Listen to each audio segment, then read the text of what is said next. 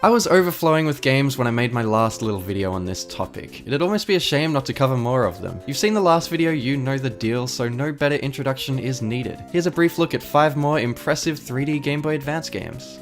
First on the list is Moto Racer Advance from 2002, a handheld adaptation of the Moto Racer series. Being an earlier game on the system, it gained praise for pushing hardware limits, with IGN awarding it Best Graphics for a Portable Game alongside Best Portable Racing Game after E3 2002. The visuals harken back to 16-bit racing games like Hang-On and Road Rash, and the most striking thing about it is how smooth it is. It plays well, it has a very high frame rate, a good variety of locations, and it even has 4-player multiplayer. Moto Racer Advance is a valiant GBA game.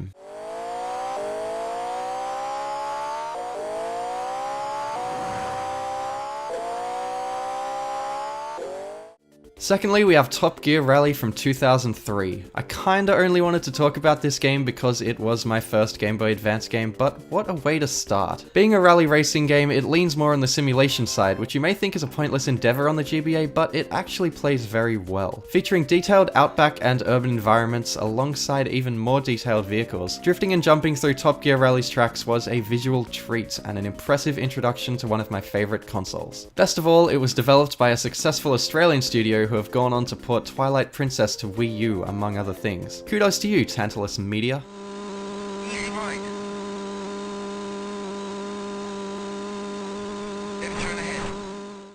Next up is Stuntman, again from 2003. This one is developed by Atari's in-house duo Velez and Dubail, who also made Asterix and Obelix XXL and Driver 3 from the last video. I wanted to mention their names because they are the people who pushed the GBA to its furthest limits, and Stuntman, along with their other work, showcases just how fantastic 3D can be on the system. They deserve all the credit they can get. As a fan of the PS2 version of Stuntman, I was amazed by this version. As you can see, the visuals are fantastic. It has a remarkable amount of different environments, from cities to snow to countryside, and it plays very well too despite its very short length. Stuntman might just knock Driver 3 out of my top spot for the most impressive 3D GBA game. It is just that amazing. It also includes this nightmare-inducing 3D character. Horrifying.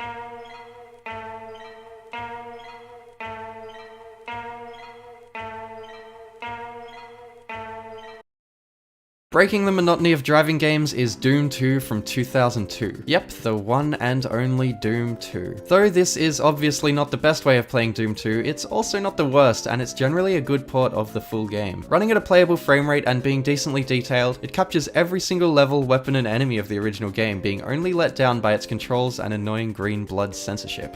Thanks, Nintendo. On the GBA, Doom 2 and the original Doom before it were surprisingly competent ways of playing the iconic shooters on the go.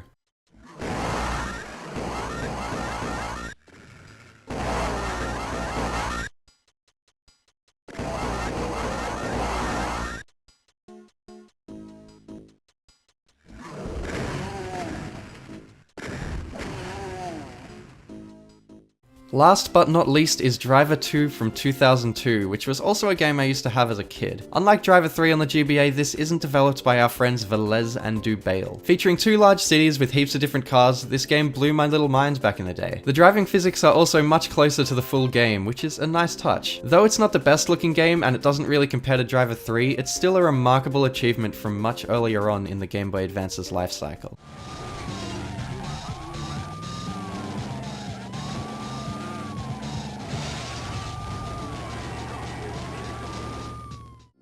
And with that, we have 5 more 3D games for the Game Boy Advance. If there's anything I've learnt from playing this lot of games as opposed to the last, it's that driving games fare much better than any other genre. Top Gear Rally and Stuntman were surprisingly fun to play, even today. Of course, I ran into even more fascinating games I wanted to cover as well while I was making this, so subscribe for maybe another video on this topic. Have a good one, and thanks for watching.